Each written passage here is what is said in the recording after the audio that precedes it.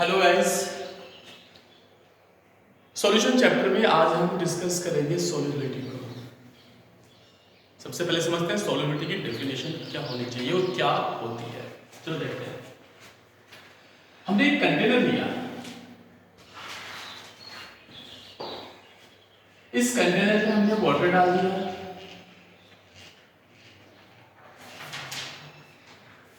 ठीक है। सबसे पहले मैंने इसका टेम्परेचर क्या कर दिया, कांस्टेंट कर दिया। क्यों किया वो भी समझ लीजिए। टेम्परेचर क्या कर दिया, मैंने इसका कांस्टेंट कर दिया। और जो मैंने सॉल्वेंट का अमाउंट लिया है that is also certain amount. ये जो मैंने सॉल्वेंट लिया है ये भी सर्टेन अमाउंट है, डेफिनेट है, निश्चित है, ठीक है। अब मैं इसमें कोई सब्सटेंस, फॉर एग्जांपल इसमें शुगर डिसॉल्व करना स्टार्ट करता हूं, ठीक है। इसमें शुगर डालते हैं, डिसॉल्व हो जाती है, और डालते हैं, डिसॉल्व हो जाती है। ऐसे करते करते एक कंडीशन ऐसी आती है कि अब शुगर डिसॉल्व नहीं होती है। क्लियर? शुगर का जो मैक्सिमम अमाउंट जो इस वाटर में सॉल्वेंट में डिसॉल्व कर सकते हैं, the maximum amount of sugar which can be dissolve in this solvent is called solubility.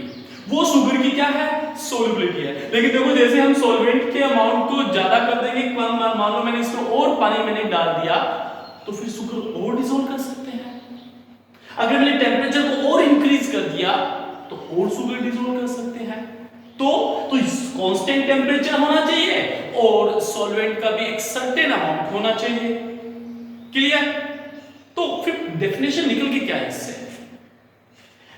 in a certain amount of solvent at constant temperature the maximum amount of solute which can dissolve called its solubility। Clear? देखो फिर से revise कर रहा हूं। the maximum amount of solute which can be dissolved in a certain amount of solvent at constant temperature is called solubility। Clear? तो सबसे पहले हमने समझ लिया इसको, किसको समझ लिया कि सोल्युबिलिटी होती क्या है। चलो फर्स्ट अपना डेफिनेशन क्लियर हो गया।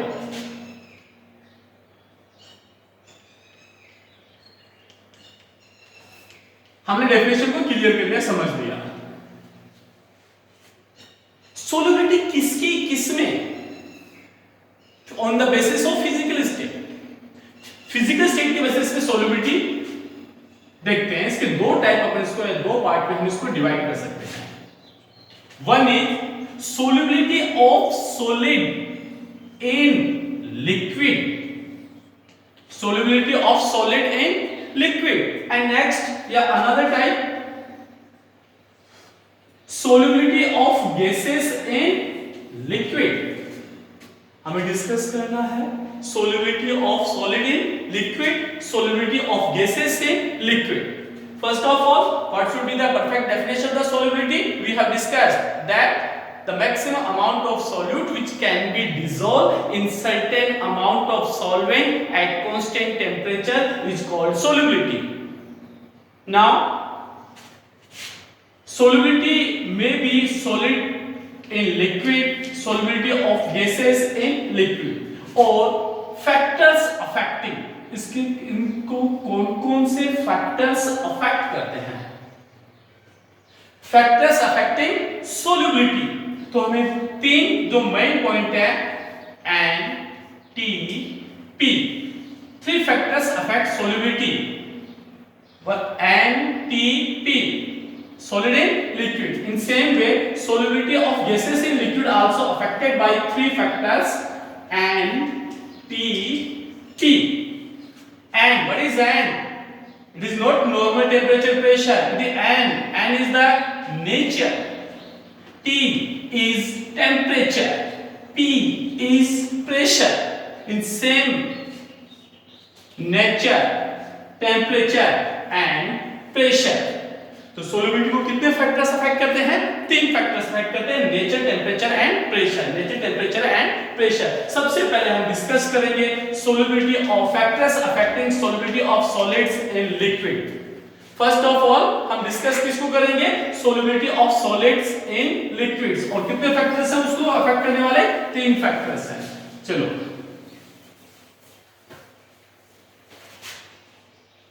Factors affecting solubility of solid in liquid. First, nature. First हमें समझना है nature.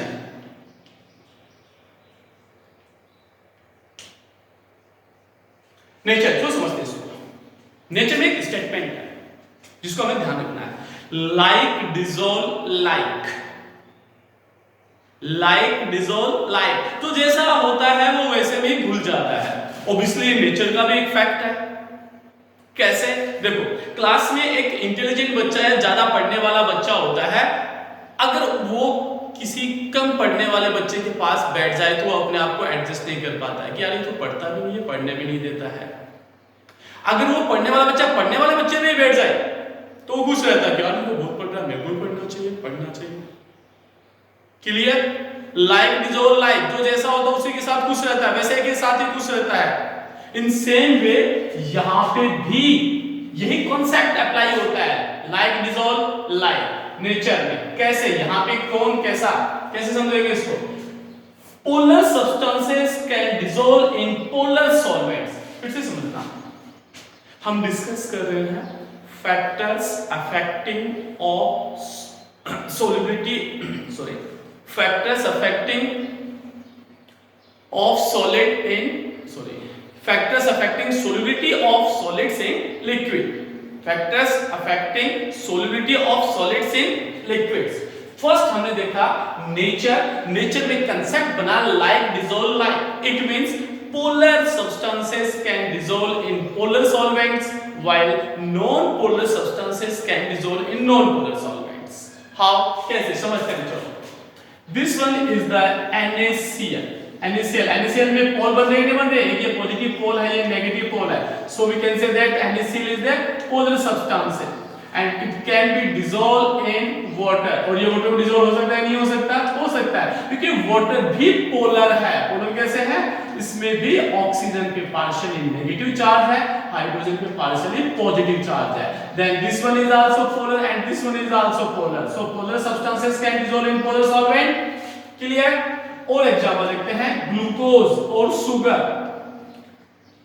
शुगर भी can dissolve easily in water, sugar भी वाटर में डिसॉल्व हो सकती है। क्यों हो सकती है, क्योंकि शुगर जो होता है वो वाटर मॉलिक्यूल के साथ क्या बना लेता है, हाइड्रोजन बॉन्ड बना लेता है। और जो हाइड्रोजन बॉन्ड क्यों बनाता है शुगर, क्योंकि शुगर में जो OH ग्रुप होते हैं, हाइड्रोक्सी ग्रुप होते हैं, उनकी नेचर कैसी होती है, पोलर होती है। तो उस पोलर नेचर की वजह से ये H2O में डिसॉल्व हो गया। नेक्स्ट अगर इसी की बात करें कि बेंजीन या नेफ्थलीन देखते हैं, नेफ्थलीन दो बेंजीन रिंग अटैच होती हैं। This one is the example of naphthalene can not dissolve in water, क्योंकि ये कैसा है, नेफ्थलीन नॉन पोलर है। तो नॉन पोलर है तो ये पोलर सब्सटेंस में डिसॉल्व नहीं हो सकता। दूसरा देखते हैं एंथ्रासिन में 3 बेंजीन रिंग अटैच होती हैं। अब देखो जैसे बेंजीन रिंग होती है ये वाला, ये भी क्या अपने पास में नॉन पोलर सब्सटेंस है। और नॉन पोलर ये कौन सा अपने पास था, नेफ्थलीन, ये कौन है, एंथ्रासिन, और ये क्या है, नॉन पोलर है, तो ये भी वाटर में डिसॉल्व नहीं हो सकता। क्लियर, क्या समझ में आया, नेचर में like dissolve like, polar substance can dissolve in polar solvent while non polar substances can't be dissolved in polar solvent। on other hand दूसरी तरफ देखते हैं, अब हम एग्जांपल लिया हमने बेंजीन का, और बेंजीन क्या है, नॉन पोलर है। और बेंजीन नॉन पोलर है तो क्या इसमें NaCl डिसॉल्व हो सकता है क्या, क्योंकि NaCl कैसा है, पोलर है, इसमें पोल बन रही है, जबकि ये क्या है, नॉन पोलर है। NaCl क्या आपके पास में पोलर है, तो इसमें डिसॉल्व नहीं हो सकता। दूसरा इसी तरीके से देखते हैं अपने पास में sugar also example of polar solvent solute. तो ये भी इसमें डिसॉल्व नहीं हो सकता। देन बात करते हैं अगर हम इसकी नैफ्थलीन की, so naphthalene can dissolve easily. And one another example anthracene, तो एंथ्रासिन भी इसमें डिसॉल्व हो सकता है। क्लियर? लाइक डिसॉल्व लाइक, समझ में आ गया? हो गया ये। हमें समझाना क्या है इससे? फर्स्ट पॉइंट नेचर, कंसेप्ट क्या है? Like dissolve like means polar substances can dissolve in polar solvent while non-polar substances can dissolve in non-polar solvent. For example, NaCl and sugar can dissolve easily in water while naphthalene and anthracene can't be dissolved in water. On other hand, in benzene, NaCl and sugar can't be dissolved while naphthalene and anthracene can dissolve. तो first clear point हमारा clear हो गया। कौन सा?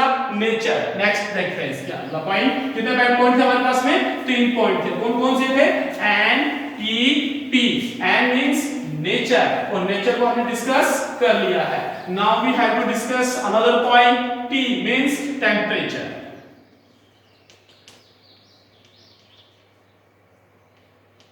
Temperature के लिए हमें principal थोड़ा ध्यान में रखना है। कौन सा प्रिंसिपल? ली चेटेलियस प्रिंसिपल। ली चेटेलियस प्रिंसिपल। ली चेटेलियस प्रिंसिपल क्या है, थोड़ा सा उसको समझते हैं पहले। देखिए, ली चेटेलियस प्रिंसिपल होते हैं जैसे एक सब्सटेंस है, ये डिसॉल्व हुआ, किसी भी लिक्विड में डिसॉल्व हो रहा है। तो देखो क्या बोला कि मैं जब डिसॉल्व होऊंगा किसमें? लिक्विड में। मैं जब डिसॉल्व होऊंगा लिक्विड में तो मैं हीट को बाहर निकालूंगा। इसने क्या बोला कि मैं जब लिक्विड में डिसॉल्व होऊंगा तो हीट को क्या करूंगा? मैं बाहर निकालूंगा। ठीक है, तो बताओ कैसा प्रोसेस है ये? इसमें हीट बाहर निकलती है, हीट इवॉल्व हो रही है। This one is the example of exothermic process. ये कैसा प्रोसेस है? एक्सोथर्मिक प्रोसेस है, क्योंकि इसमें हीट इवॉल्व हो रही है। ये सॉलिड क्या बोल रहा है कि मैं जब डिसॉल्व होऊंगा तो हीट को क्या करूंगा? बाहर निकालूंगा। हम देखो, हम इसको उल्टा करते हैं। हम बोलते हैं हीट ऐसे कैसे बाहर निकालेगा, हम तेरे को और हीट दे देंगे। हम इसके साथ हैं या इसके अगेंस्ट हैं? इसके अगेंस्ट हैं, क्योंकि ये तो बोल रहा है कि मैं जब डिसॉल्व होऊंगा तो हीट को बाहर निकालूंगा। हम कह देते हैं हम तेरे को हीट और दे देंगे, हीट और दे देंगे मींस इसको हीट कर देंगे, गर्म कर देंगे। तो बताओ सॉलिबिलिटी में क्या इफेक्ट होगा? डिक्रीज होगी।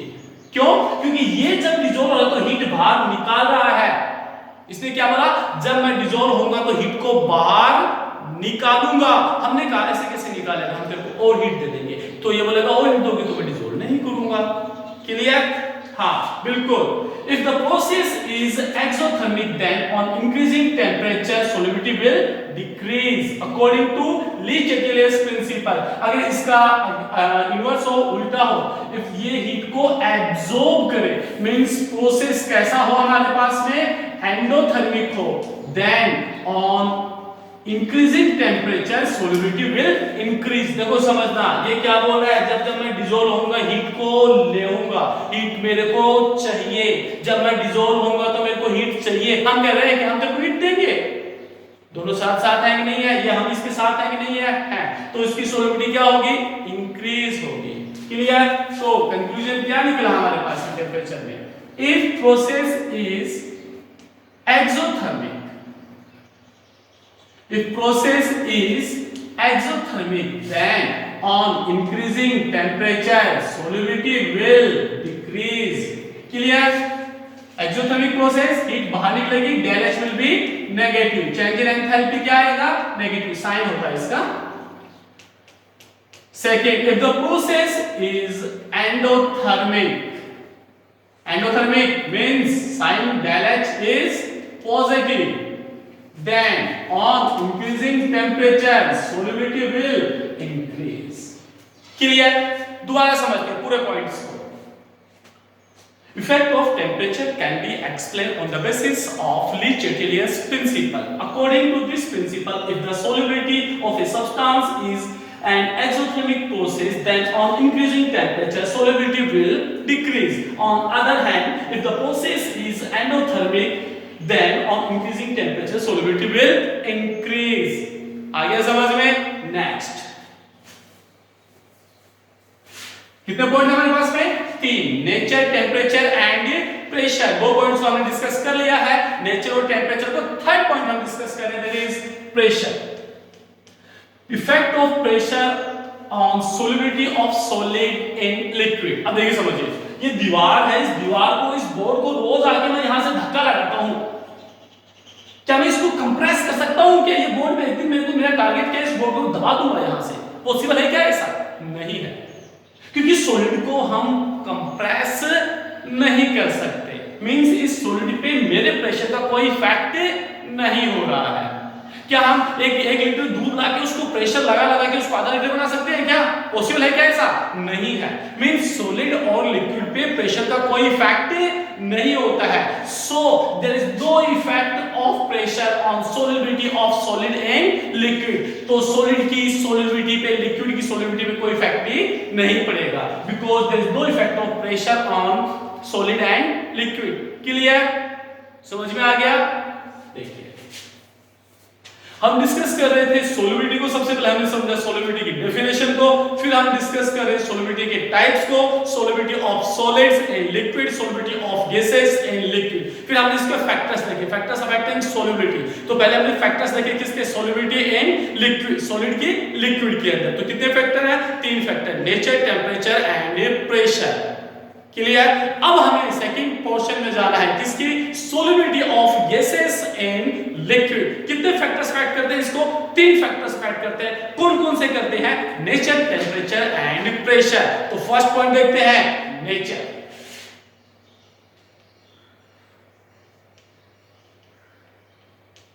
सेम कंसेप्ट, सॉलिड के जैसा कंसेप्ट, इसमें nature, like dissolve like, polar substance can dissolve in polar solvent. How? कैसे? एग्जांपल समझना बस हमें। HCl हाइड्रोक्लोरिक एसिड, HCl पे कैसा चार्ज होता है? Partially negative. हाइड्रोजन पे क्या होता है? Partially positive. क्या है ये?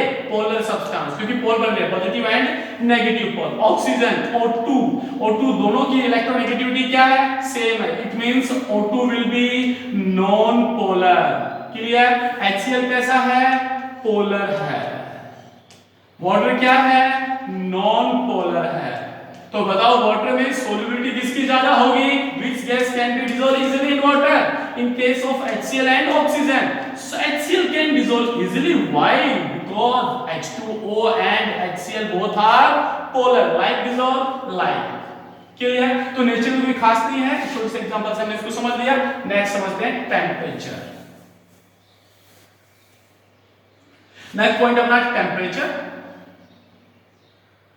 एनटीपी में टेम्परेचर। अब समझना देखना, इस टेम्परेचर को समझ लेना। ये कंटेनर है, ये क्या है? इसमें क्या है? लिक्विड है। ये गैस के मॉलिक्यूल्स हैं। इस कंटेनर में क्या है? गैस है, इसमें गैस के मॉलिक्यूल्स हैं।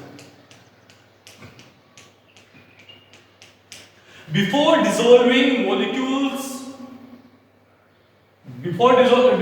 molecules of gases can move freely, can move randomly, है random, कोई रोक टोक नहीं, किधर भी जा सकते हैं, घूम रहे आराम से। क्लियर? अगर मैं इनको लिक्विड में डिसॉल्व कर दूंगा तो क्या फ्रीली मूव कर सकते हैं? क्या नहीं कर सकते हैं। इनकी मोशन क्या हो जाएगी? बाउंड हो जाएगी। They can't move freely. इनमें पहले जो एनर्जी थी, इन पार्टिकल्स की एनर्जी थी, ये पार्टिकल पहले फ्रीली मूव कर रहे थे, वाइब्रेट कर रहे थे। क्या इस वाटर के अंदर अच्छे से वाइब्रेट मूव कर सकते हैं? क्या नहीं कर सकते। इट मींस जैसे ही ये वाटर के पार्टिकल, सॉरी गैस के पार्टिकल लिक्विड में आ जाएंगे, जैसे ही ये गैस का मॉलिक्यूल लिक्विड में आ जाएगा, इसकी एनर्जी क्या हो जाएगी? कम हो जाएगी। इसकी जो काइनेटिक एनर्जी है वो क्या हो जाएगी? कम हो जाएगी। Clear? When gaseous molecules dissolve in any liquid, then they lose their kinetic energy. वो अपनी काइनेटिक एनर्जी को क्या कर देंगे? लूज कर देंगे। This loosed kinetic energy evolved in form of temperature. ये काइनेटिक एनर्जी किसकी फॉर्म में बाहर निकलती है? टेम्परेचर की फॉर्म में बाहर निकलती है। क्लियर? कंक्लूजन क्या निकला? क्या? That dissolving of gases in liquid is an exothermic process. समझ में आया नहीं आया? क्या कि जो गैसेस के मॉलिक्यूल्स जब डिसॉल्व हो रहे हैं तो अपनी एनर्जी को इवोल्व कर रहे हैं, किसके फॉर्म में, टेम्परेचर की फॉर्म में। मींस टेम्परेचर क्या नहीं होगा, इवोल्व होगा। इवोल्व होगा तो प्रोसेस कैसा होगा, एक्सोथर्मिक प्रोसेस होगा। Clear. And according to Le Chatelier's principle we know that on increasing temperature if the process is exothermic, if the process is exothermic, then on increasing temperature solubility will decrease. Clear? तो conclusion क्या निकला हमारे पास में, on increasing temperature solubility of gases will decrease. Why? Because dissolving of gases in any liquid is an exothermic process. समझ में आ गया होगा। ठीक है, तो दो पॉइंट हो गए हमारे, nature temperature and temperature. Next point discuss करते हैं, दैट इज प्रेशर। अगला पॉइंट कौन सा अपना, प्रेशर। अब देखिए हमने देखा था, क्या देखा था, in case of solid there is no effect of pressure. Solid के केस में प्रेशर का कोई इफेक्ट नहीं था, बट क्यों, क्योंकि सॉलिड की सॉल्युबिलिटी किसमें देखनी थी हमें, लिक्विड में, उन दोनों के प्रेशर का कोई इफेक्ट नहीं होता। लेकिन हमें पता है कि प्रेशर का गैस पे इफेक्ट होता है। जैसे गैस के हम प्रेशर अप्लाई करेंगे, gas can be compress, gas क्या हो जाती है, कंप्रेस हो जाती है। तो गैसेस की सॉल्युबिलिटी पे प्रेशर का इफेक्ट होगा। क्या होगा, कैसे होगा, हमें तो पता ही नहीं है। तो हमें इसके बारे में कौन बताने आए, हेनरी बताने आए। तो हम अभी डिस्कस करेंगे Henry law. Now our second another point is Henry law, means effect of pressure on solubility of gases in liquid can be explained by help of Henry law। चलो समझते हैं Henry law। इंपॉर्टेंट है Henry law exams के लिए भी, आपके board exam के लिए स्पेशली। ये हमने एक कंटेनर ले लिया और इसमें हमने कोई लिक्विड डाल दिया।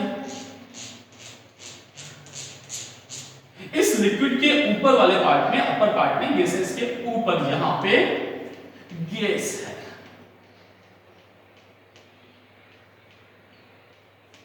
और इस गैस के ऊपर हमने अप्लाई, यहां पे पिस्टन लगा दिया। क्लियर? यह है लिक्विड, लिक्विड के ऊपर गैस, गैस पे पिस्टन। अब मैं पिस्टन पे अप्लाई कर रहा हूं प्रेशर। लिक्विड, लिक्विड के ऊपर गैस, गैस पे पिस्टन, पिस्टन पे लगाऊंगा प्रेशर, प्रेशर। तो गैस के मॉलिक्यूल्स लिक्विड के कांटेक्ट में क्या आएंगे, ज्यादा आएंगे। ज्यादा आएंगे मींस लिक्विड में डिसॉल्व इजीली हो जाएंगे। क्लियर?